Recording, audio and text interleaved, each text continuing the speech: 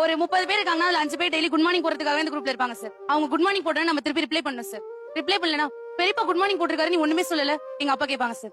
Daily நான் உட்கார்ந்து அந்த 5 பேர் தனித்தனியா மென்ஷன் பண்ணி அவங்களுக்கு நான் வந்து குட் மார்னிங் சொல்லிட்டு இருந்தேன்னா நான் எப்ப காலேஜ் கிளம்பி நான் எப்ப போறது அடுத்த வேலையை பாக்குறது. நம்மளோட பாட்டி 60 வயசுக்கு மேல, நம்மளோட தாத்தா 70 வயசுக்கு மேல, நம்ம அப்பாவுடைய உடல்நிலை அவர் போடுற குட் மார்னிங் போடும்போது தான் அவர் இருக்காருங்கிறதே நமக்கு தெரியும். அவர் மூச்சு விட்டுட்டு இருக்காருங்கிறதே நமக்கு தெரியும். இதை நம்ம நிறைய நேரம் உணர்றதே இல்லை.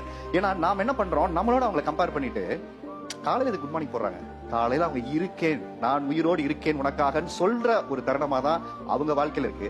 ஏன்னா நம்ம அந்த வயசை கடந்து போகல. நம்ம அந்த வயசை கடந்து போகும்போது தான் அந்த தனிமை ஒண்ணு சொல்லும். அந்த தனிமை நமக்குள்ள ஒரு பெரிய வேதனையை கிரியேட் பண்ணும். பேசுறதுக்கு வந்து பையன் இல்ல, பேசுறதுக்கு மனைவி இல்லாத நிறைய கணவன்மார்கள் இருக்காங்க, நம்ம பிள்ளைகள்லாம் வெளிநாட்டுல படிச்சுட்டு இருக்கு.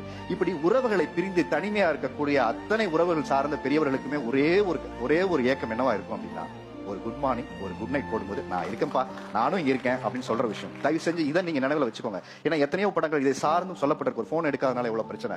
ஒரு வாட்ஸ்அப்ல நம்ம வைக்கிற ஸ்டேட்டஸ் என்ன முக்கியம், அந்த அன்பை பரிமாறுதல். அப்ப அவங்க போடுற குட் மார்னிங்னு ஐ அலைவ் அப்படின்னு தான் உங்களுக்கு ஒரு பெரிய மெசேஜை கொடுக்குறாங்க. அதை நீங்க முதல்ல அவங்களுக்கு புரிஞ்சுக்கோங்க.